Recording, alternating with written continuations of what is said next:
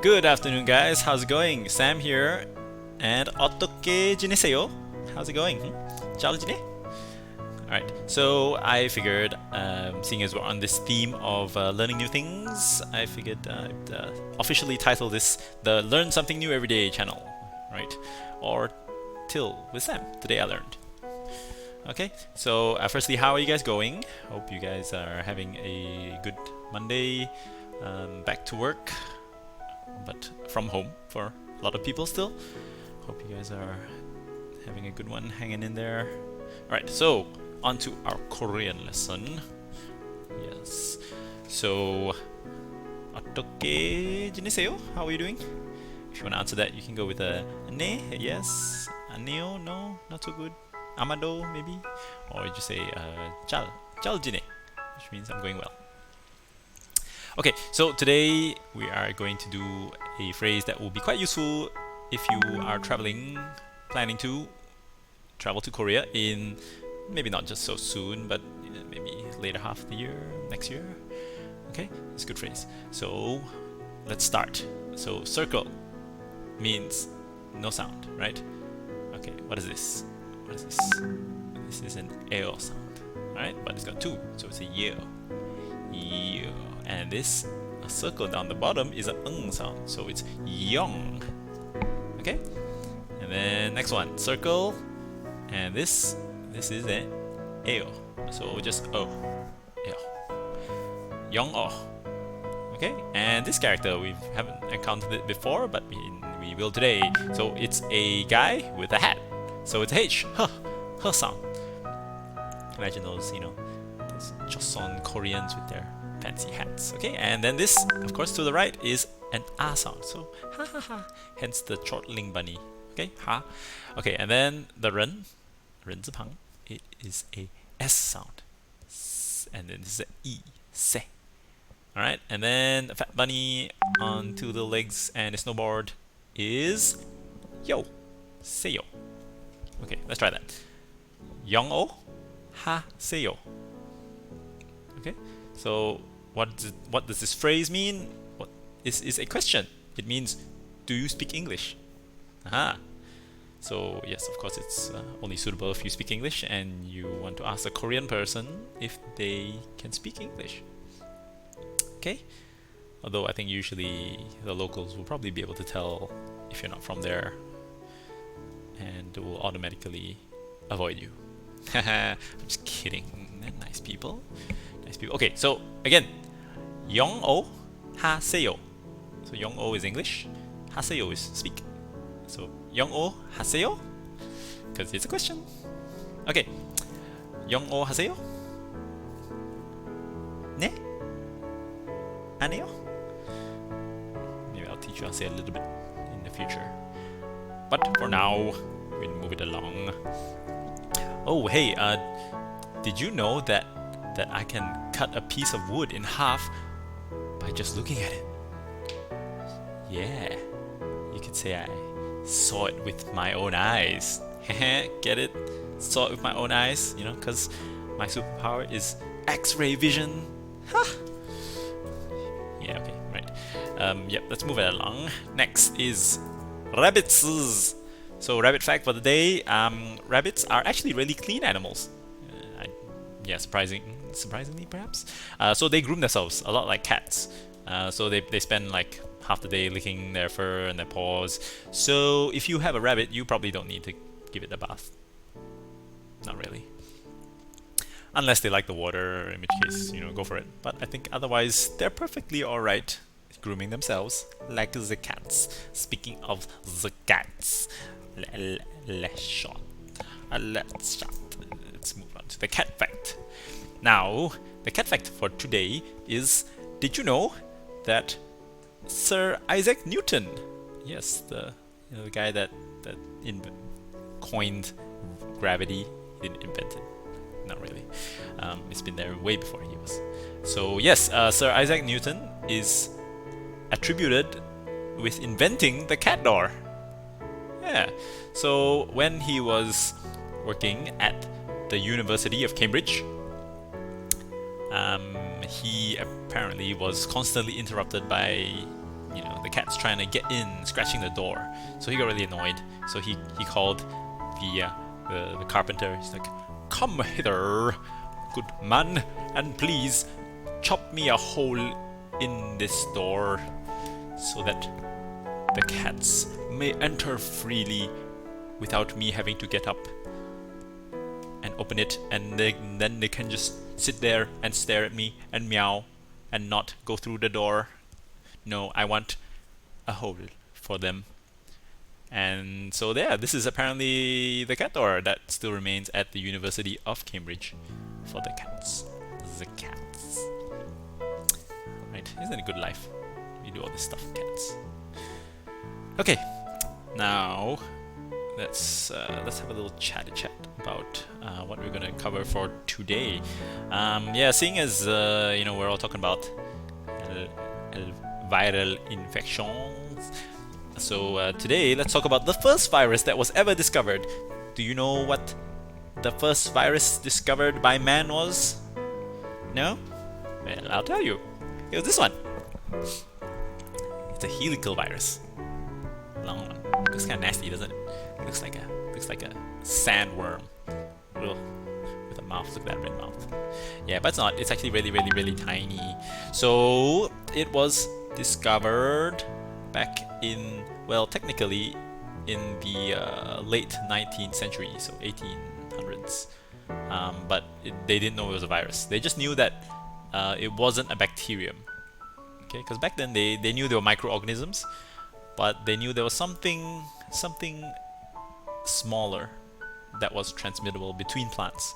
Okay, but so it wasn't until the 1900s, early 1900s, that that studies were done. It took them over 30 years to discover this virus, this little microscopic being, right? And so I should give it a name.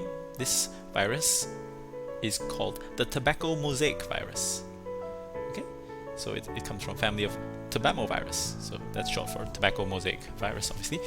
Now this virus is very, very stable. It can survive for many years in cigars and cigarettes, because it is a virus that infects plants. Yes, so hence the name, tobacco mosaic virus. What it does is infects a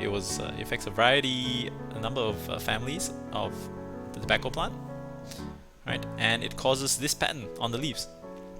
That's how you know it's infected with the tobacco mosaic virus, because it creates a mosaic pattern on the leaves, right?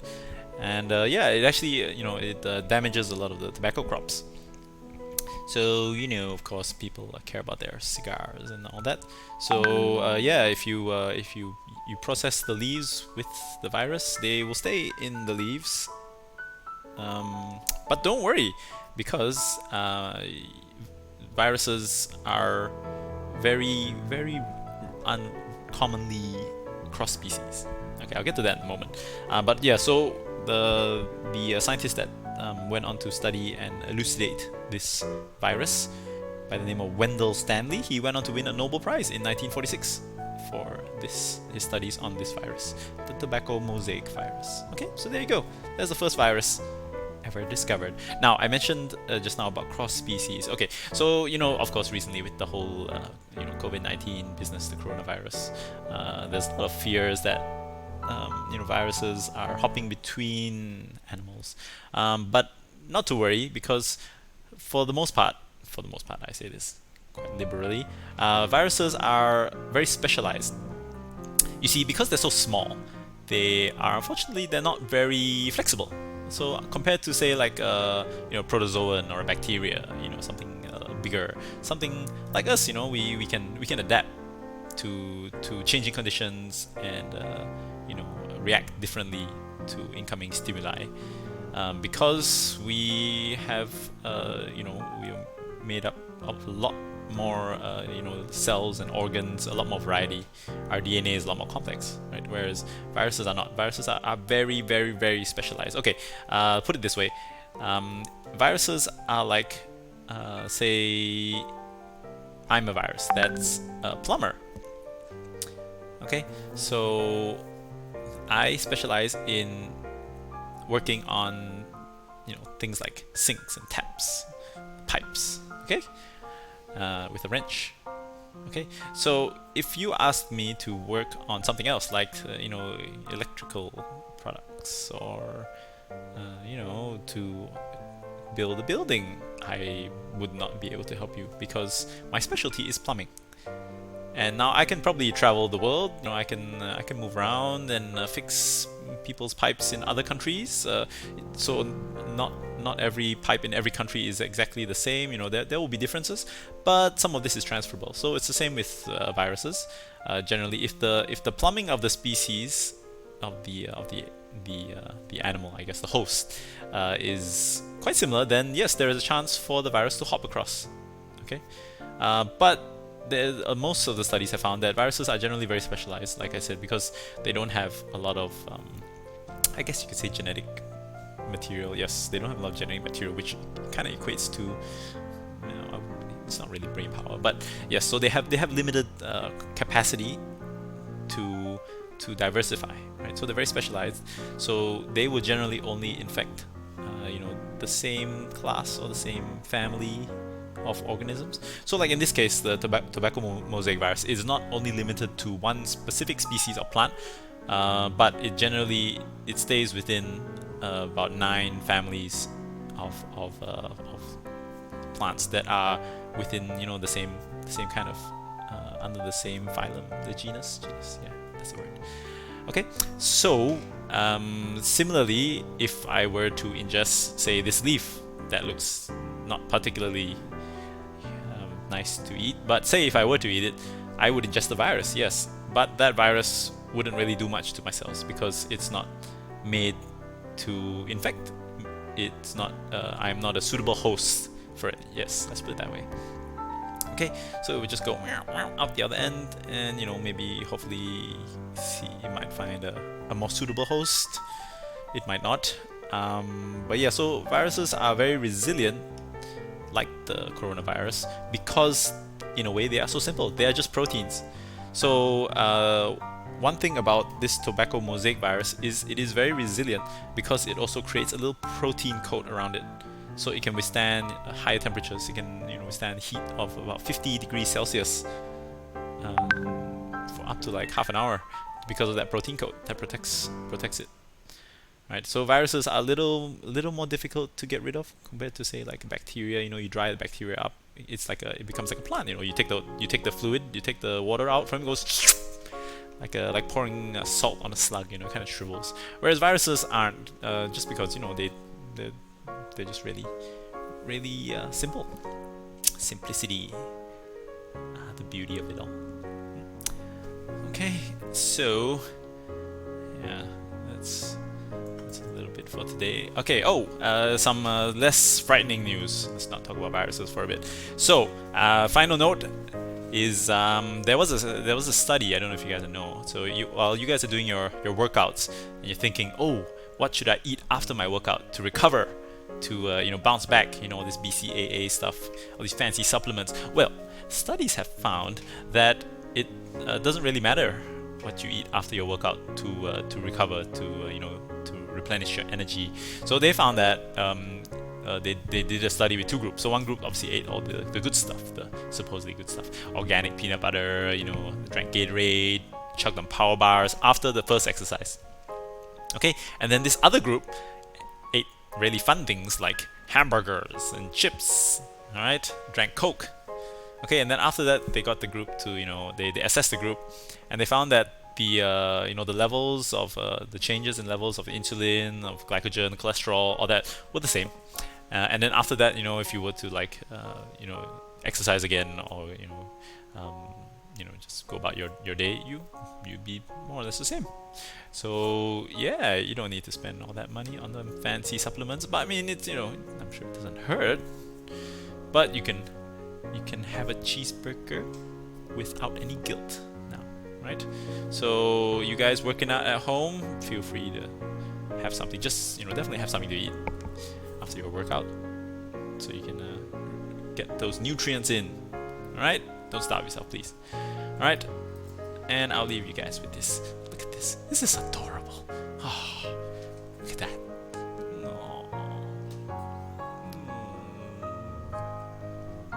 Alright, see you guys tomorrow.